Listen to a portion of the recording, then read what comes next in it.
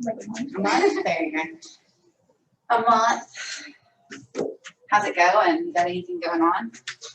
Well, I just got signed up for the Mobile MLS Oh, cool. like a week ago. Okay. So Are nothing you doing but- both Baldwin and Mobile? Yeah, I'm starting in Mobile. Oh, cool. Okay.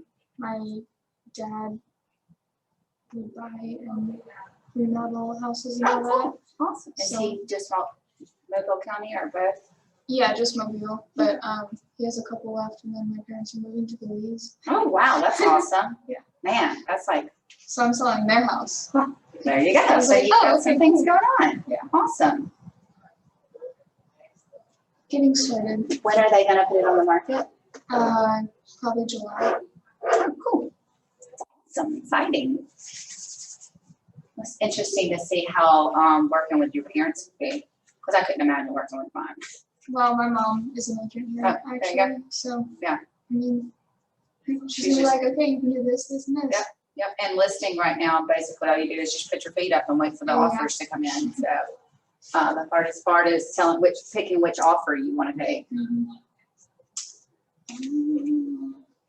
Might be dismissed. That's cool. Are you doing any type of lead generation now? Not yet. That was the biggest, because I went like 3 months I knew everybody. I started in Asheville, North Carolina. I was an agent there. And I knew a lot of folks, and I was like, oh, all these people, I know these people, they're going to be calling me, like, as soon as I get my license. And I was waiting, the phone never rang. So I was like, okay, what do I do? So I went to our team leader and met with him and started going to, we had script classes that we would do every Tuesday and Thursday morning at our market center. But it was only like a 30-minute class, but we were basically, it was the most embarrassing thing to start doing, because you'd be like, ring, ring, and then in front of like other people, you would like act like you're the agent and they're like the buyer. And I was like, even though I love to talk and I love to do all that kind of stuff, I was just like really intimidated because I didn't know what to say. And he was like, just read the script. And I was like, but I don't want to sound like a robot. I don't want to be those people. And he's like, just read the script. He's like, this part is not to not sound like a robot, but just to memorize it. And then when you like start talking to people, then you just think of like key things of things to say while you're talking to them. And like one that stood out for me was, moving's a lot of hard work, but put that on your radar. And then people just start telling you like why they want to move. From, well, my nephew is moving or son's moving and like got all this stuff. And then he's like, just shut up, let them talk. And then you would get like asking more questions of like, what's going on? What's your timeline? How soon are you looking to move? Yeah. But so I was doing all of these things, but I wasn't tracking it at all. Like I didn't know how many dials I was making a day, like how many people I was talking to. And when I started setting goals for myself that I wanted to talk to X amount of people a day or X amount of people, and then I was like, okay, I need to start setting goals for appointments, like how many appointments. And I started doing it the right way of like, I knew that I needed 17 closings that year to hit my goal. So how many appointments did I need to go on to hit my 17? And then I was like, okay, for all the appointments, like how many people do I need to talk to get to those appointments? So it was like a numbers game. Mhm. And then I kind of got it dialed in. For every 20 people I would call, I would talk to one person. For every 5 people I would talk to, I would set one appointment. And for every 5 appointments, I would have a closing. So I kind of was like knowing who I needed to talk to and how many people I needed to talk to. But lead generation for me, it can be different for everybody. It can look like completely different as long as you're asking for business. That's the number one thing. Because you have people that, oh, I'm lead generating all day on Facebook. I'm like, oh, okay. But are you asking them, or do you want to buy, sell, or invest? Like, no, I'm just like talking to them. Like, but you're not asking them for the business. So until you ask them for the business, you're really just kind of being a good friend. You know, you're not. Well, I don't really have like people that I know Mhm. that would want to, because I'm 19. Yeah. What 19-year-old wants to buy a house? Exactly. So Those are people you could start nurturing. Yeah. What I would recommend, first thing to do is to go through everybody in your database and call them I'm not a really big caller to my sphere because I'm a texter. Yeah. But letting them know that you've got your license. Because guess what? Those people that are 19, they've got parents Yeah. that want to buy and sell. They've got, you know, older brothers, older sisters, people that want to buy or sell. So I always just like made that, and that was the hardest step for me, was making that initial phone call and being like, hey, I've got my real estate license. But they're not going to know. Even with Facebook, you think you make a post and everybody sees it. There's still people. I've been a real estate agent for almost 5 years, and I still see people that I would think that I post something about real estate probably every day, and they still don't know. So it's kind of, because I think the algorithms that have Facebook, some people don't even see your post. It just gets lost. So for me, lead generating is asking for business. There's a difference between lead generating and marketing. You can market, but you're not really having that one-on-one conversation with them, asking them for business. My old team leader would say there's a difference between catch and fetch real estate. Like, you can sit there and wait to catch things in your lap, or you can actually go out and fetch it and look for it. And I think that's kind of like the make or break it for especially people our, you know, and younger, and that is just getting into the business. Because as you get older and as more business, you have more people who are going to be calling you, but you got to call people. So there's 5 different types of lead generation that I do. One is my sphere of influence, which is all the people, my friends on Facebook, my people in my database in my cell phone. So that's what we call SOI. You'll see that acronym a lot, sphere of influence. That was the hardest one for me to call. I could call like for sale by owners. I could call expireds. I didn't want to look silly in front of my friends and my peers. It was so hard for me to act, because I thought I looked desperate. I was like, I don't mean they're gonna like, oh, I'm getting on their nerves. Until it, like, a light bulb went off, and it's like, these are my friends. I want to help them. I'd rather me be helping than some stranger, you know? Like, so I came up with a really, like, a nifty little text message on Facebook that I would send in Messenger. It was just like, hey, you know, I've been helping all these random tourists move here, and I forgot to like check in on my people. Like, do you need help buying or selling? And there would be like people that I would be kind of like, I didn't even think really liked me. That would be like surprisingly like, oh my God, yeah, I think my aunt's looking to sell. And it's like our drunk monkey on our shoulder telling us not to message these people. But if you can just like set a goal and say, like, I'm going to message 10 friends on Messenger and say, hey, do you or anybody in your family or go to church with, you know, that might be looking to buy or sell, and just ask them. And I'll go sometimes and message somebody, and I'll see, oh, I've messaged them 6 times in the last year and they've never responded. And then my drunk monkey is like, leave them alone. But then I'll message them again, and then I'll be like, hey, actually, I'm so glad you asked, because yeah, I am. I'm like, I almost didn't even message you because you haven't answered me. And 7 times the charm. Exactly. So sphere of influence is the 5 shots. I'll write these down just so you can kind of remember them. First, what is, and then it's asking for business.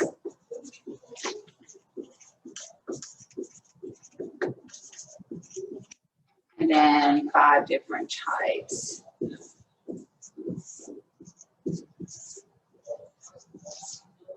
Sphere of influence. Who else could we call that we could ask for business? Do you? Yeah. Expired listings. So there's such things as like programs where you can get it set up that from the MLS, it automatically pulls all the expired listings. So when an agent has a listing, if their listing agreement is for 365 days, when it expires, the service will pull it. We use Vulcan, VULCAN, to pull it. And every morning when I go in, I just go to the tab and it just already has all the expireds for the day. Sometimes it won't have their numbers or their names if they're on the do not call list. Sometimes it's kind of why they're not there, but it'll have them all listed, and it'll have like the property address that they were trying to sell. And then I have the MLS number on there. So what I do is just copy it and go to the MLS, see who had it last, the old agent, how many days it was on the market. 9 times out of 10, it's overpriced. That's why I didn't sell in this market. So then I call them.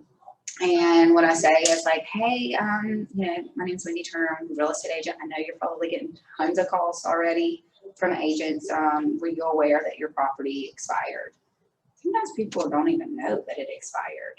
And that's when it's like you're in because the agent's not doing their job. But they're like, yeah, we're going to take it off the market, or we got to fix it. We're going to go with the same agent, and I just have a conversation with them. So you can call those expired, and that's a type of lead generating. And what I also do after calling them, I got your stationery. I just write the mobile handwritten note and put my business card in there. And it's usually only like 5 to 6 expireds a day. So it's not a lot, you start 5 or 6 cards. And I got a phone call on Friday from one of my expired handwritten notes, 7 acres on Highway 59 commercial. Like the best place possible you could ever put your real estate sign on Highway 59 going south to the beach. So things like that work because nobody's really doing it. Nobody has time to do writing handwritten. You go to your mailbox, like you see a handwritten note. It's like the first thing I open because I'm like, nobody writes letters anymore. So it kind of stands out and it's unique. So this is a service that you could look at. I think it's not that expensive. It's like less than $100 a month. And then it pulls those automatically for you in there. So then so we can call our sphere of influence, our friends and family, and then expired. And then you can do for sale by owner, which FSBO, you'll see that a lot, for sale by owner. And I just go to forsalebyowner.com. And what I used to do before the market was so hot, I would look at the average days on market. And if it was past then, I would call because it's like, hey, the average days on market's 35 days. You're just in only for 68. Like, what's going on? Do you have any showings or any offers? And then they'll tell you everything of why it hasn't sold. Or they might not have to sell, but 9 times out of 10 it's overpriced too. And then the for sale by owners as well. Another tactic that I try to do with lead generating, you can try to get the listing. In today's market, I'll be completely honest with you, for sale by owners are selling because they're just selling that fast because they don't really need anybody to help them in this market. That's what they think. But what I also do is I could try to go where they're moving. And I used to back in the day, I would go look at it just so that I knew the inventory for my buyers that I had. And I would have it scripted for each room. Like when I got into the back bedroom, I always say, like, where y'all moving to? And then they're like, oh, we're moving to Florida. I'm like, well, y'all have anybody helping you? I've got agents in Florida, or if they're moving to, Fairhope or whatever, say, you got anybody helping you look already? So they might still want to sell it on their own, but then you're going to pick them up as a buyer and help them on the other side. And then 9 times out of 10, if you're helping them buy and their house hasn't sold yet, they're going to use you as a listing agent too, because you're just building rapport with them. So you can do FSBOs. Another type that we do is we have internet leads. Have you gotten any internet leads, like through command or? Honestly, I'm not really looking for any right now because my dad has a couple houses for me. They're just not ready yet. So you're just kind of waiting on that? Yeah. Okay. So one day you'll get to a point where you sort of exhausted all of your sphere of influence and you're like, I want somebody to talk to and to be nurturing, because internet leads, I think the average days to conversion is like 635 days. That's like almost 2 years because people go on the internet when they start thinking about buying. That's like the first thing they do. That doesn't mean that they're ready to go. They just want to start looking on the internet. And there's internet services. There's Boomtown, Brivity. There's all these lead services that capture from like when you click on Facebook ads and things like that, that it'll send you internet leads. And all I do is I just nurture them. I call them initially when they sign up and say, movers on hard work, let's put that on your radar. And I was like, oh, I'm just looking. And I'm like, oh yeah, window shopping, I get it. And then I put them in command, and I just like set it where it's a drip campaign, because you can, have you heard about drip campaigns? In command, you can set it up where you put your database in there, and you have like a tab for, I think they call it drip campaigns. I don't know what they call it in there. But you set it up and it emails them automatically, like every 2 weeks. So it makes you look like you're working really hard and sending out all these emails every other 2 weeks, but it's just an automated email service. So that's where most of my internet leads go until it like cultivates until they're ready. And I'll follow up with them if I'm calling them once a month or something like that. I definitely don't, I don't spend a lot of time on these as much as I should, because a lot of them are not interested. They're just like, oh, I'm just on Facebook, you know, I like HGTV and I like to look at houses. And then I just let the emails go. So they're getting like my brand with like my email, my signature and stuff. And then another one that I did when I really got started out was geoforming. I actually need to do this more right now. And what that is, it can look like a lot of different things, but it's circle dialing, which is, so geofarming, there's a service called Cole Realty. Is who I use. And you can pull, like you put in an address and do like a perimeter check, and it'll give you every single person in their neighborhood, their name, number, and phone number. And so if I've got somebody that's like, I have some people right now that want to live in Cottages of the Green and there's nothing in there that they want. So I'll just pull all their numbers and just call them and say, hey, I've got a buyer that's interested. Would you be interested in selling your house? Yeah. And most people are like, don't call me again or whatever. But some people are like, I don't know. How much are they willing to give me? And then you can do a one-time show and sell, and boom, there you go. So if you can do that, that's called circle dialing, and that's calling everybody in the neighborhood. And I mean, you can also ask, are you interested in investing or buying, you know, when you're calling. So this, you have to like follow up, that you can't do it one time. You've got to get it where they like know you when you're calling, like, oh, it's me again. Just still looking for a property. You don't know, you haven't heard anybody. And there's so many good scripts that you can use. Like one of them is like, you let me know if somebody's grass starts getting really high, or, you know, it looks like, you know, they might be like foreclosure, because I don't want it to affect your property value. So, you know, you let me know if somebody's, you know, if I need to talk to somebody about selling. So circle dialing, and that's like the fortune is in the follow-up. You'll hear that a lot with geofarming. And then you can send out mailers too. You can, there's a thing called MailChimp. Have you heard of that? Yeah. Okay.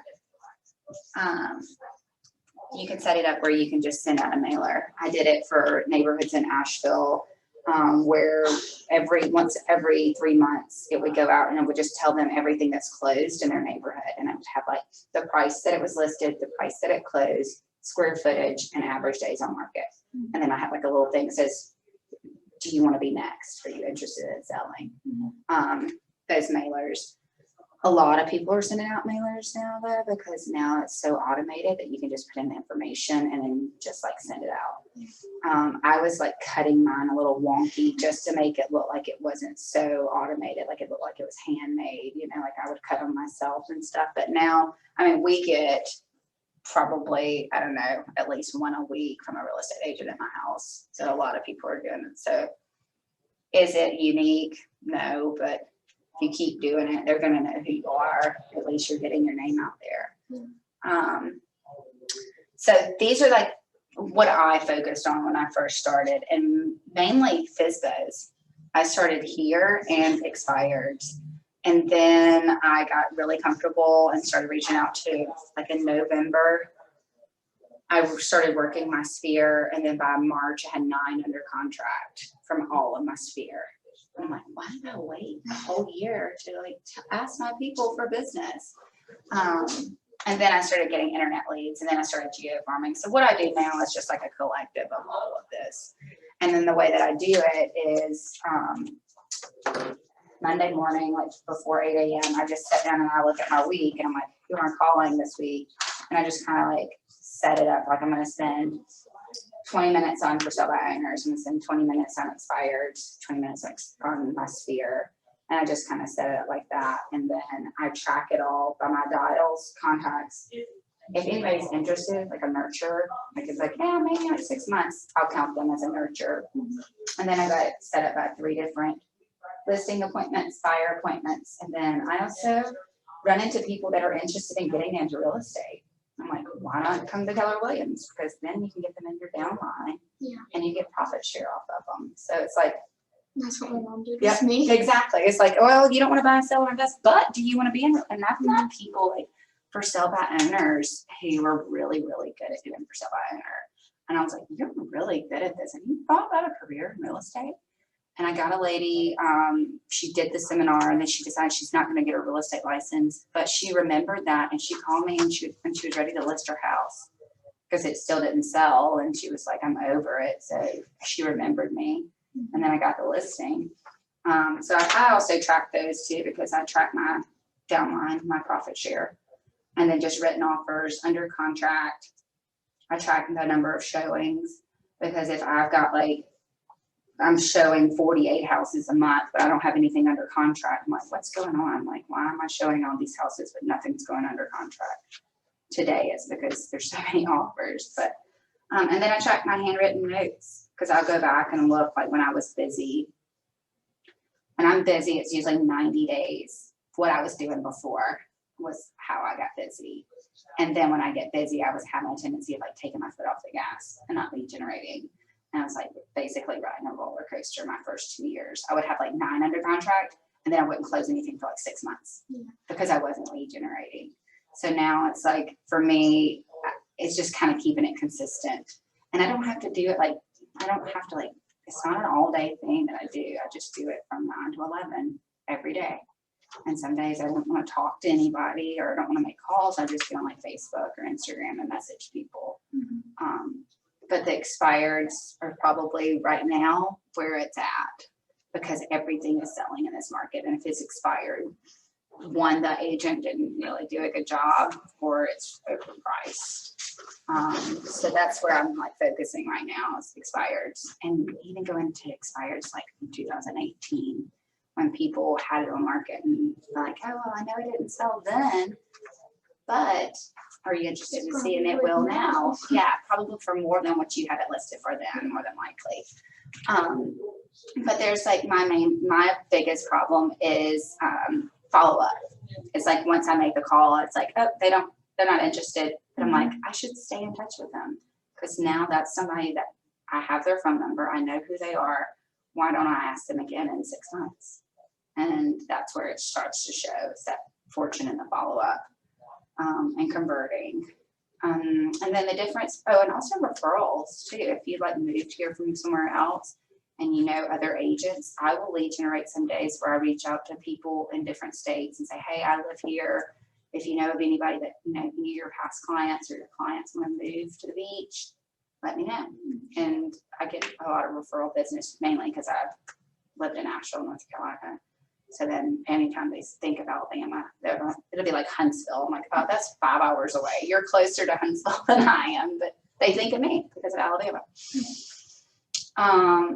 And one of my biggest obstacles with lead generation is like, I will post something on Facebook and think that I'm working. And I'm like, that's marketing. That's not lead generating. But the way that I tie that all in together is I do marketing without it being like marketing. Like I'll ask a question of like, what are 3 things that you never buy cheap? And then you'll have like 98 people respond. And basically I'm not asking them for anything about real estate. What I'm doing is just trying to engage with them so that they go to my post, and then the Facebook algorithm shows my post to them more. Does that make sense? Yeah. So I'm not asking. And then what if they comment something and we'll get a conversation? I'm like, hey, I saw that you don't buy cheap trash bags. I don't buy cheap trash bags either. And like get a conversation going. And then I like slide in and like, hey, I'm in real estate. You don't know anybody that's looking to buy, sell, or invest, do you? And so that's sort of swirling around. But do you have any scripts that like for expireds or anything like that? But they're all on our KW intranet. Have you been to the intranet? they're all on there. I think they're under technology, maybe like the tabs at the top, but you can find those scripts. And Tanya, she's done a class before where we've done like script practice, and she's called people in front of the class to let people know like how it sounds and I didn't everything. even know there were scripts. Oh gosh, there's so many scripts, like so many. That's good. 'Cause I'm listening to Yeah. her. Yeah. I don't know what to say. to Yeah. people. I don't know. Well, I'll talk to anybody, but it's like 45 minutes and we're talking about their dog, you know, Yeah. and then it's like, oh, I need to say, that's really good for me, script, is staying on track. Yeah. And like asking them. So definitely any Bold script, like BOLD Bold, the Mhm. class that we have here, their scripts are really, really good. But they're on the intranet. And it's really, I think it's imperative if you're gonna make cold calls to use a script. Just don't try not to sound too robotic, but it keeps you on task of what to say. And then the same thing with there's expired scripts out there. There's for sale by, there's, I mean, any kind of script that you would want is on there. Like even talking about doing a price reduction for your listing on there to talk to your seller about, which hopefully you won't have to talk to your dad about lowering the price and scripting your dad. But do you have any other people that you're working besides your family? Again, my dad is selling, I think he did like a bundle of like 10 different houses, Mhm. little rental houses. Mhm. And he's selling to, it's like this group of guys, there's some in Washington, some here, and Mhm. somewhere else. Mhm. But when they move, I'm going to take over with them. Oh, cool. So, And they're going to be moving here, they're going to need somebody to help find them a house, right? So there you go. so I mean, I got that. Yeah. And then I'm gonna try and get my reciprocal for Florida Mm-hmm. because they're also in Florida. Florida. Okay. So, Yeah. You got a game plan. That's awesome. sort of. Just Yeah. need to figure out how to do it. Have you, do you have the contact information for all the guys that are? I don't have mine Okay. right now. I would just ask your dad or whoever to get them, and then just go ahead and make a phone call and be like, hey, I'm so and so. Yeah, I was gonna.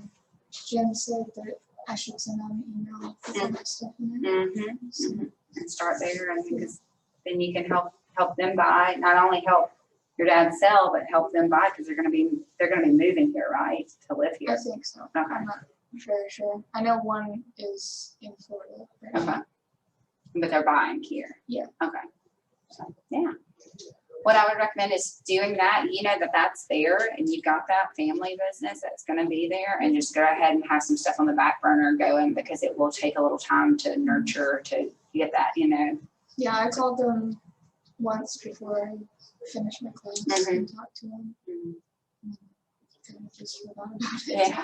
Well, and also the for sale by owners, their numbers are on Zillow and for sale by owner.com. You can find their phone numbers right there to see.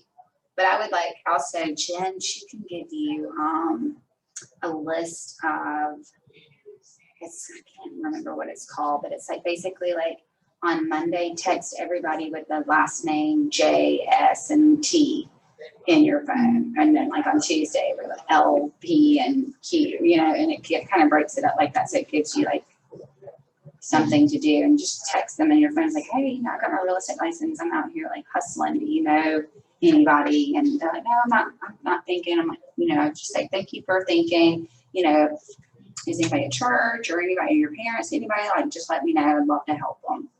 And then just kind of start there and get on like a little system of how often. I do it like once a month. It's on a text my sphere. And now they know. Like, they know when I start messing. No, Wendy, I don't know anybody that wants to sell. And I was like, thank you, because now it's programmed in your mind. When you do hear somebody, you're going to remember it. And it's like, I'm back, you know, bugging people to death. I try to make it like funny because that's how I like to be anyway. But yeah, this is super helpful for me to keep me on task because I'm just one of those people that have to be structured, or that's all or nothing with me. And when I'm on, I'm on. And when I'm off, I'm off. So I would just start out like a day saying that you want to have 10 conversations with people about real estate. And oh, one I also forgot is like, really, you can lead generate anywhere. I do it at the post office. So I had 2 people that did it at the post office and give them my card. The bank, every time I leave, like the bank ladies know that I'm in real estate. The grocery stores are a really good place too. Like if I know that I have made a goal to talk to 20 people, I'm at the grocery store, I'm like, I gotta talk to this lady. She's gonna think I'm crazy. I'm like, hey, I'm like, my business coach just challenged me to talk to 20 people. I'm at 18. Like, can you help me? Nobody's gonna say no. They want to help you. She's like, yeah. I'm like, do you know anybody that I can help with real estate? You looking to buy your stuff? And then I like squeeze it in at the last minute. You can do that with anybody. Like I would recommend calling like the people that you support, like your dentist, your people that you take your clothes to. I mean, you're giving them business. Why wouldn't you, ask them for business? The thing is there's such competition now with everybody is got their real estate license. And you'll hear that. And I make a joke. I'm like, yeah, it's like Starbucks. There's one on every corner now, or one at Chick-fil-A. And I make a joke about it. And I'm like, yeah, but the difference is 80% of the business is done by 20% of the people. And there's a lot of people out there that they just might have a couple, deals a year. This is my career. This is what I do. So and that's kind of how I like squeeze in. So I'm not joking around about it. Any questions? Which I can put here. That's all I have. It's just you have to do it every day. And I was so bad, and I can look back because I keep all of these, and I have a system that I put it into, and I can go back and like when I was busy, go back 90 days when I was busy, and I was making tons of calls. It's a numbers game. Like I read a book when I first got my license. It is go for the no, and I would know like after I talked to 20 people, I knew like and had all no's. I knew my yes was coming, and it was like it would make you like not give up. Like I gotta get this yes. But I just started setting a goal. Like I want 5 appointments a week, and that's it. And then just like tracking it. But you got to start somewhere. Yeah. Do you have any questions at all? Like any? Oh, hold on, no worries. You want to take a picture? Yeah. My handwriting used to be so much better. Now it's like I don't really care what it looks like.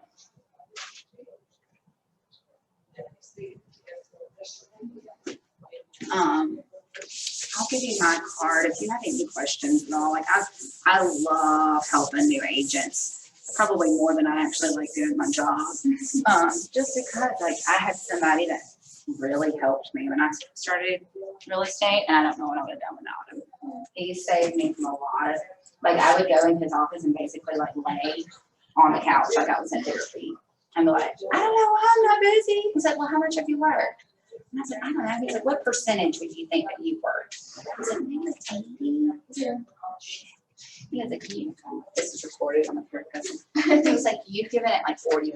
He was like, you work maybe 20 hours a week. That's what my mom was saying. She's like, you have to treat it like a real job. Real job.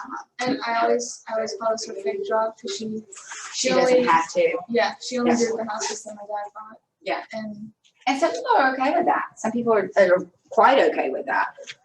Stop this recording. Some people are all good with that. If you can partner up with a builder that's going to keep you busy. I don't know a lot of people here because I moved here.